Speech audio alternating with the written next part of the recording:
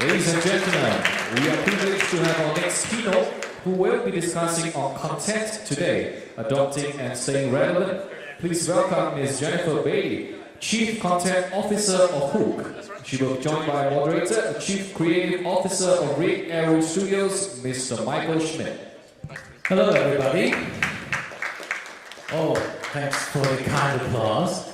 My name is Michael Schmidt, Chief Creative Officer of Rig Arrow Studios. This is absolutely not about me. I just have the pleasure to guide Jennifer through the session and ask some questions. This is about content today, about adapting and staying relevant, and I'm very pleased to have you next to me. Jennifer, you are the Chief Content Officer of Hook. Yes, most days. You're with the company since?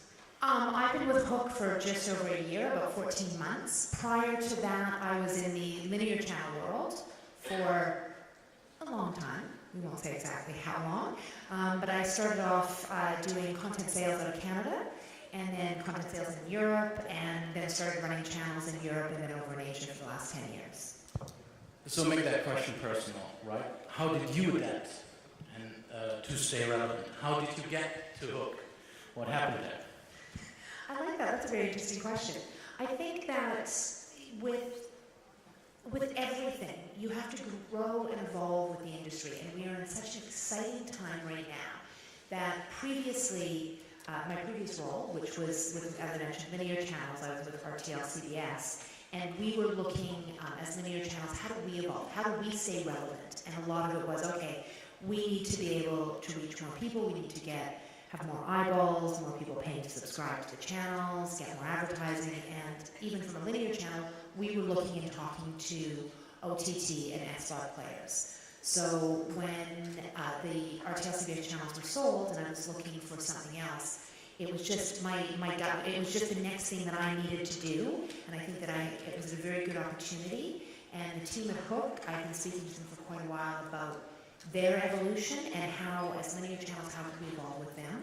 So I think the fact that from their view on myself, hopefully, was that some linear channels you kind of get stuck in a rut and you just think this is all we need. We're very happy as a paid TV channel. We don't need to evolve. But I was sort of one of the people that was looking, how do we evolve and how do we grow, and was looking for that next evolution. So I think sort of kind of just by default that I was personally growing and evolving, and they were like, we want somebody who wants to take risks, try new things, try adventurous things, don't just do the same thing that everybody else is doing.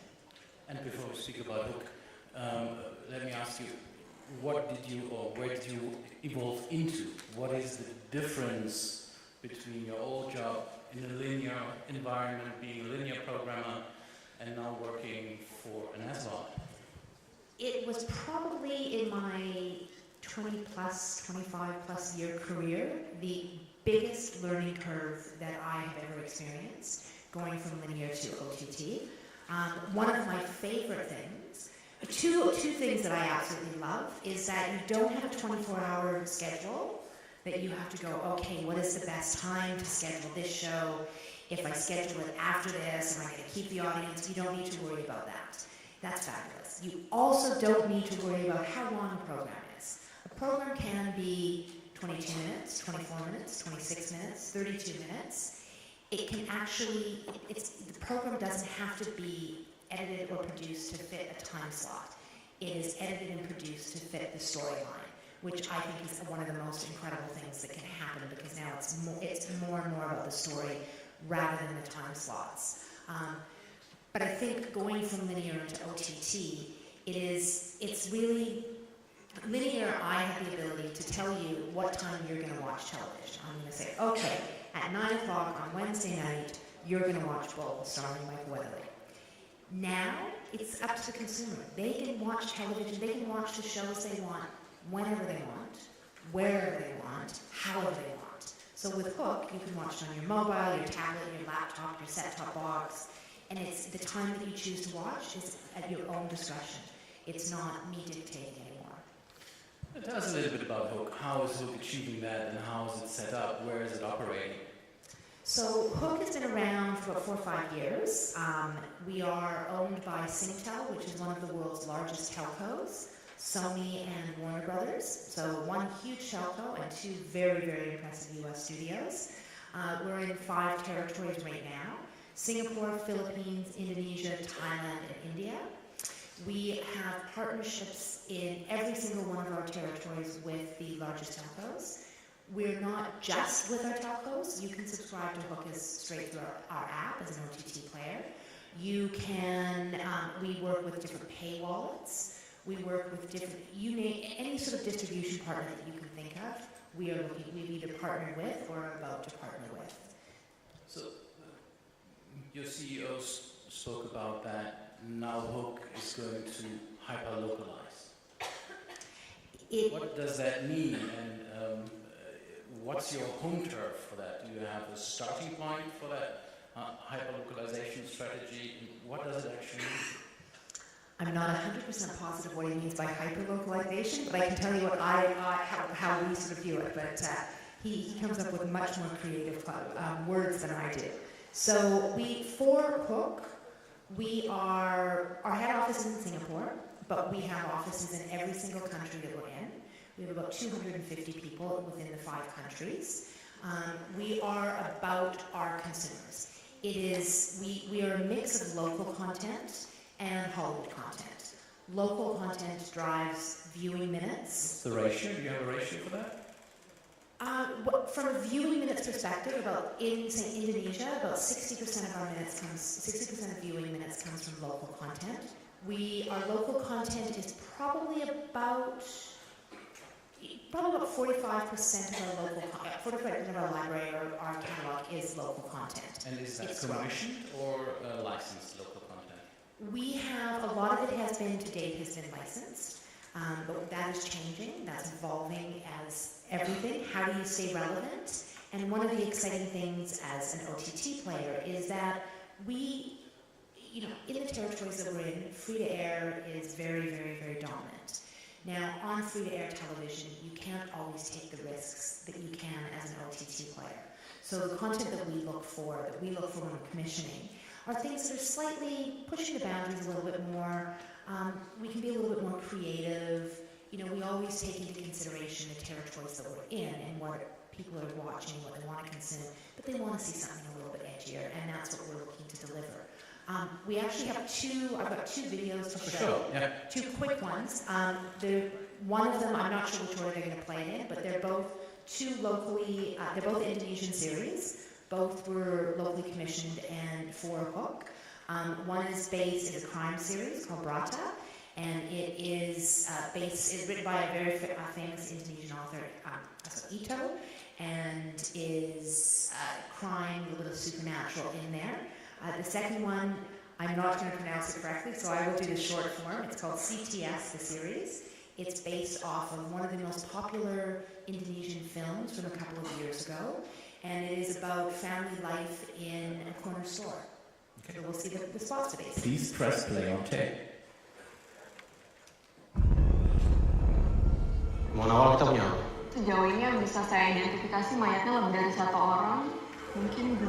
Semarin itu orang hilang, koordinasi polisi. Pelaku sengaja macam di sini, dia sengaja karena tahu kita kan. Kenapa ya? Dengar-dengar dia perwira terbaik di Polres itu. Kita itu harus urus kasus menjadi jauh lebih. Atasan nggak boleh tahu kalau dia di luar nanti sampai ini. Ini Ciapot. Dalam mitos wayang golek adalah murid yang selalu gagal tapi bijaksana. Dan dia cenderung memberi pelajaran yang tidak pernah terduga. Mereka ada hubungannya dengan tanah yang sekarang jadi pusat bisnis. Dan sepertinya aku bisa menduga siapa korbannya. Dan tugas kamu untuk mengusut tuntas siapa. Siapa? Asli Munawaki! Saya sudah hidup lebih lama dari kamu. Dari mulai lumpur sampai menargani. Dan sekarang kamu yang main-main dengan saya. Jangan menyesal kalau kau akan kehilangan semua. Kita habis aja semua. Setan gue, 2 tewas, 2 terluka dan 1 lagi hampir bukan. Masih kurang. Cukup tak, waktu lu gabis. keberatan. Nggak akan bisa dibeli.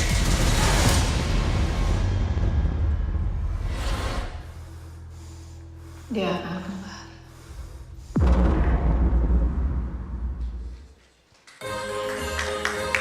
Kayaknya kalau Erwin lihat-lihat, kinerja karyawan bisa ditingkatin lagi. Gimana kalau Erwin tambah karyawan baru? Tuh anak baru, gimana kalau kita ospekin? Kita bikin dia betah. Kita bikin dia meninggal. Please, sekali aja. Kayaknya kita perlu CCTV deh, Pak. Cara tulis CCTV bagaimana sih? Coba lu Google. Cara menulis CCTV. Yakin, nggak ada motif lain. Motif apa? Ya motif menjangkau area privasiku.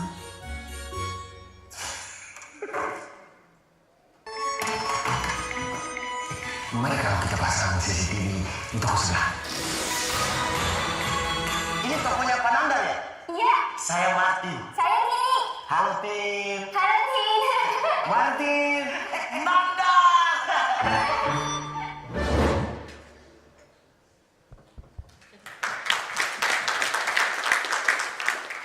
Thank you.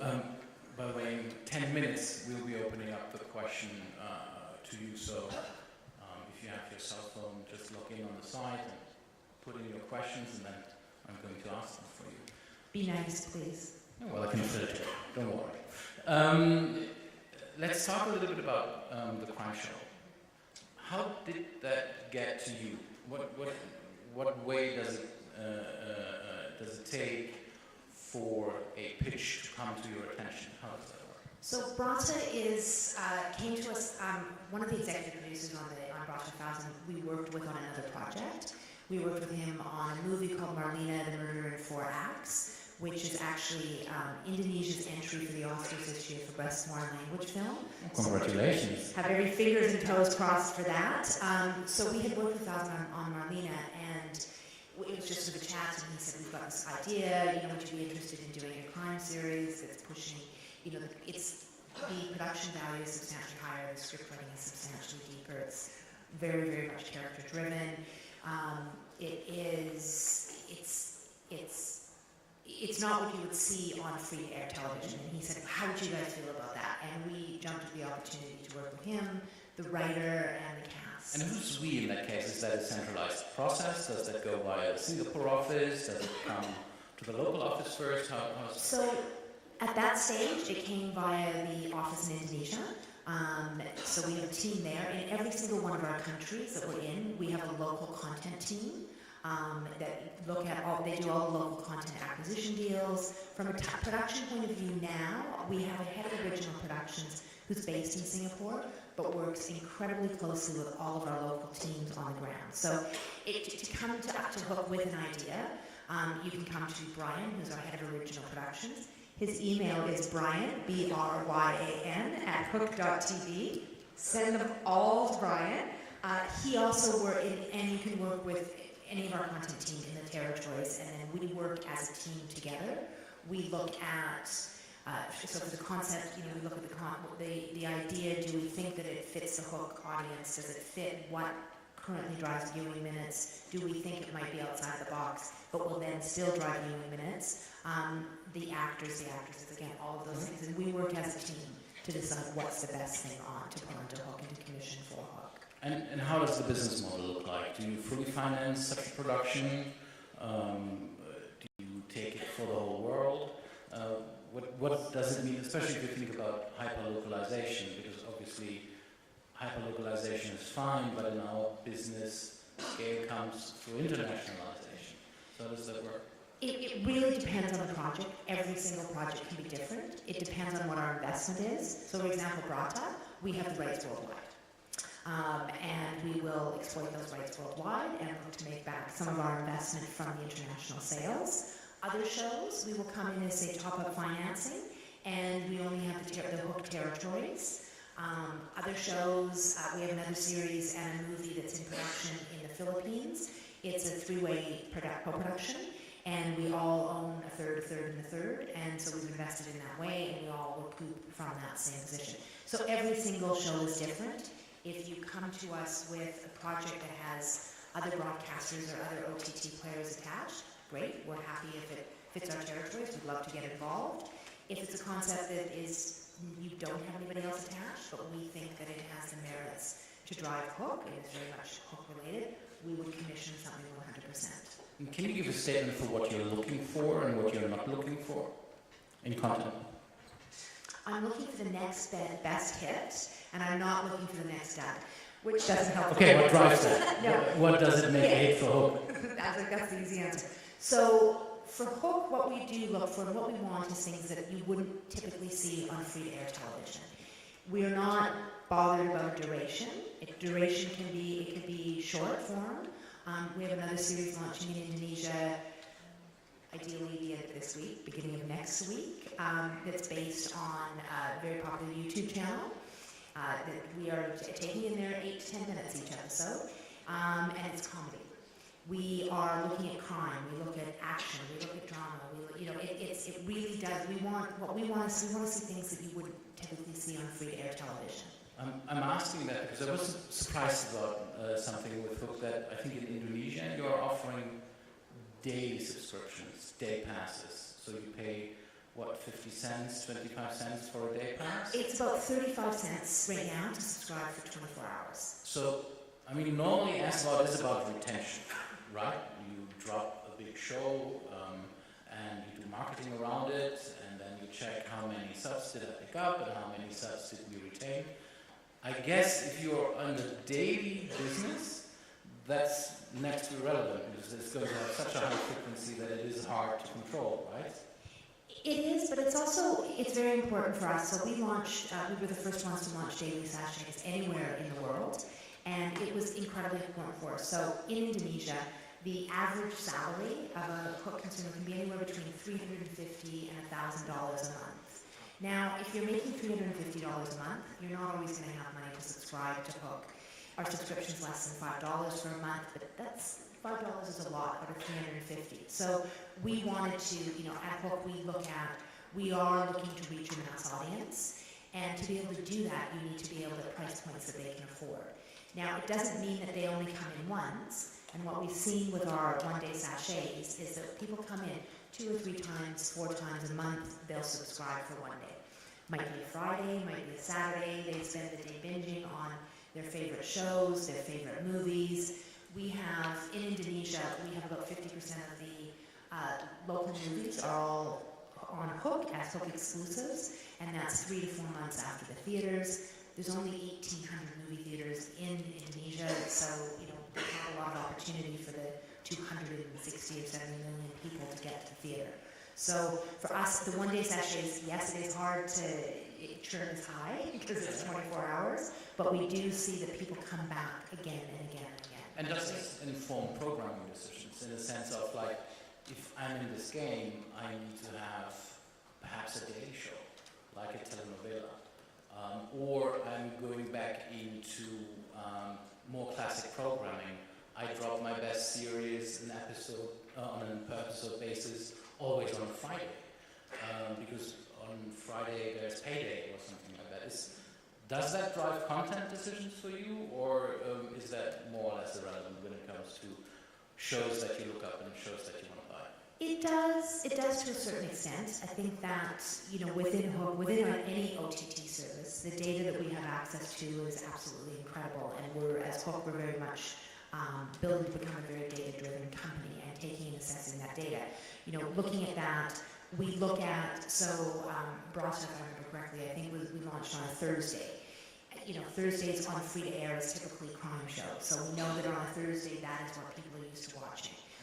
With the comedy that we have coming up, we're doing it on Mondays and Fridays. So, and again, that has to do with, we look at what traditionally people are consuming on free-to-air, what they've consumed within our Hook, what days of the week are they watching the different genres, and we look at that because we know people are coming to view those genres on those nights. But again, I think it's the data that we have access to is incredible. So, we know what people are consuming, we know how long they're consuming for, what they're consuming. And it really can help you program an OTT platform in incredible ways. Okay. Now, the market is a little bit crowded, if I may say, looking at Southeast Asia as an outsider. Where do you think this is going in the next 3 years? Where's Hook going to be in the next 3 years? What will have happened to the market? And are you afraid of the fangs of Netflix and Amazon, or are they in the end actually not your competitor? I think, you can't say that nobody is, that they're not your competitor. I think that we would be very naive to say something like that. But a subscription to Netflix is substantially higher. Their content is not as local driven. It is not as tailored to the individual countries as Hook is. So for us, we see that our audience is different. Their price point is substantially higher. When we look at, you can subscribe to Hook for 30 cents a day versus $12 for a month. It's a different audience. And you take some of the territories that we're in. I mean, we have access to over 1 billion people. Now, we're looking at the masses there. I would say that Netflix, with the content that they're looking at, is looking at, say, maybe the top 5-10%, which is still a lot of people at $12 a month. So I don't personally think that the market is overcrowded. I think that we're in a really interesting evolution stage right now that I think you're seeing. So in a lot of the countries that we're in, pay TV doesn't have a huge penetration rate. So having everybody, not everybody has pay TV, but everybody has a smartphone or 2 smartphones. So the number of the audience that we can reach is significant, and I think that having ourselves and iFlix is coming on next, and having local players and things like that, I think is really important. I think it drives competition, and it's good for the customers at the end of the day. And when you look into the future, I mean, you see the American majors trying to step into global SVOD plays for themselves. Now, you have shareholders with Warner and Sony, but looking ahead, is that a threat scenario for you, or do you think you are quite shielded because nobody speaks to your audience like you do? I'd never say that we're shielded. I think that we're in a very good position in that we do have very strong partners, we have very strong penetration, we have local content is the driving force. It is what will continue to grow Hook, whether it is here in Singapore, whether it's in the Philippines, whether it's in Thailand or Indonesia. It is the local content that is driving the viewing minutes and driving. So, it's okay for the Hollywood players to come in because it is it's another option, it's another avenue for them. I think, with our partners that we have, for us it is very important to have exclusivity, one that helps protect our distribution methods and slightly slows other people coming in a way. But looking at the same time, I think again, more, as I said, more competition. It's great for the consumer. Okay. Thank you so much. Now I'll open the talk to questions from the public, from the audience. Let me just quickly go here. I have to read it first.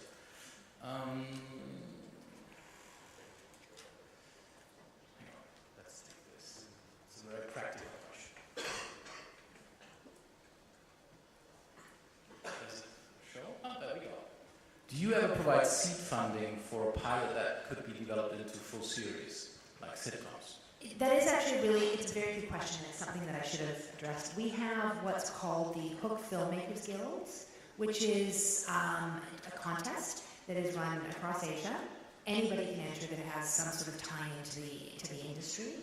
And that's very much what we do with that from the seed funding. So with the Hook Filmmakers Guild, I think we had about 500 or 600 entries last year, shortlisted down to 10. We worked with those 10 to develop the pilots. Out of those 10, we commissioned 6 to pilot. And from that, right now, we have the first series in production, and we'll most likely have the second series going into production. And Hook Filmmakers Season 2 is on right now. And so again, that's one way to come with an idea that we will do seed funding for you there, is the competition route. The other one is come to us with your pilot. If it is something that we think has potential, there's 2 different, if we love it, we'll say, great, let's do, 8, 10, 12 episodes, see how it goes. If we think that there's potential, but we're not 100% positive, we would look at doing, definitely do a pilot, put it up on Hook, see if people watch it. If they watch it, great, let's produce it. Okay. Next question. Against what do you benchmark your quality of production, quality of writing? Is it Amazon, Netflix, or do you have your own standards? That's a really interesting question. For us, it is about being the next level up from what people are used to in the territories. So it is, we want our production value and quality to be stronger than what people are used to seeing on free to air. So I think that, when you look at, say, Amazon or Netflix, they're producing very much for the worldwide audience and for, say, a US audience, production costs are incredibly expensive. So our costs are less expensive because of where we produce, but at the same time, we look to develop our writers, our producers, our directors, everybody, because we want to have a very high standard. We want content that crosses borders. We want content that, we'd be very happy if Netflix or Amazon wanted to buy the content that was produced for Hook in other territories. And is there a quantitative benchmark? Because as a producer ourselves, it's there's a big difference when you work from SVOD, at least where we are, you don't get any data, right? You don't really know how is it really performing, how can we get better, how can we, where is the viewer leaving us, all those minute-by-minute ratings points that you get in classic linear television. As a producer, we have next to no access to it. So are there quantitative benchmarks that are sharing with your producers? There are. For us, it's super important. It is really important. So we've commissioned Brata for a second season, and we're working very closely with the team. And that's exactly what we're looking at. We're like, okay, here's the episodes, here's where they dropped, here's where we lost people, they tuned out. You gotta make sure, we've gotta be tighter with the storyline here. We are, if there's too much screen time for a specific actor that you notice that we were losing a lot of people during that duration, we'll either look at recasting or maybe the characters written out. We look at all of that data with our production teams because it's the only way that what they produce is going to get better for us and better for our audience. So we're very much about sharing and working with them. Next question. Do you accept factual content? My background many centuries ago was factual. We at this stage have not commissioned or acquired factual content. We do have, within Indonesia, we do offer pay TV channels as part of the Hook subscription, where we do have some factual channels. The content, the streaming has done very well for us. The catch-up rights that we offer up in the on-demand area has done very well. So yes, we would look at factual content. Very good question. I'm enjoying that a great deal. Hang on a second. Since Hook is has sort of a quite diverse tech stack, I was also interested in knowing how do you handle advertising? Do you do advertising around the content, so marketing the content, but also do you do advertising in the content? Do you sell media to brands? So Hook today, again, it goes back to how do we evolve and how do we continue to stay relevant in the territories that we're in. We are looking at an AVOD model. We did an announcement earlier today that we've partnered with UCast to bring MCNs into Indonesia and then rolling out into other territories. That will be an AVOD proposition. We'll deal with it from a programmatic point of view on the ground in all of our territories. That's one way. Now, if we have branded content, or if we have, with Brata Season 2, or with any of the shows that we're doing, if there's an opportunity for product placement that adds value to the program, then we would be interested in that. We look at different ways that we can increase our revenue. In regards to marketing dollars, marketing is incredibly important. It's the only way that people know that Hook is there and the content is there. So we do market extensively. Okay. Well, unfortunately, our time is over. Thank you so much for answering all these questions. There are so many more questions. I feel a little bit stupid that I asked too many of myself. There were better questions in here. Thanks so much for your participation. If you have a question, just hook us up, hook Jennifer up after we leave the stage. Thanks and enjoy the show. Michael, thank you.